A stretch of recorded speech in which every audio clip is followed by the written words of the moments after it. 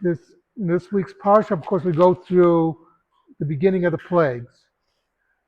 And like I said before, the plagues weren't so much for the Egyptians. The Egypt is going to be destroyed.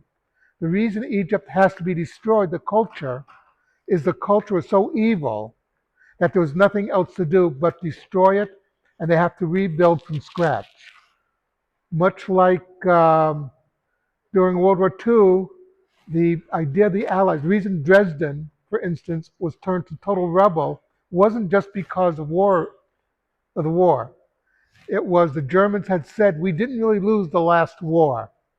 And there was a conscious effort among the Allies, the Americans and the British specifically, that after this one, there'll be no doubt who lost it.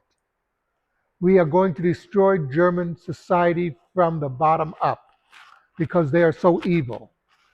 Uh, the same thing with Egypt. Egypt had to be destroyed from the bottom. The whole Egyptian culture had to be shown for how evil it really was. But the lesson wasn't so much for the Egyptians, it was for the Jews.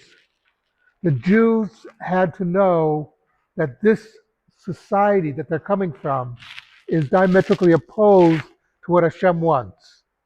That that this, and remember, the hardest thing for Moshe was not getting Egypt, getting the Jews out of Egypt. That was easy. Hashem was there, no problem. The problem was getting Egypt out of the Jews. The Jews were infected by the evil society they were living in. And this is why the Jews had to witness this total destruction of Egyptian society. That, listen, if you want to go down this route, this is your future. And I don't advise it. And the Jews, of course, were complaining all the time because a lot of them didn't want to leave Egypt.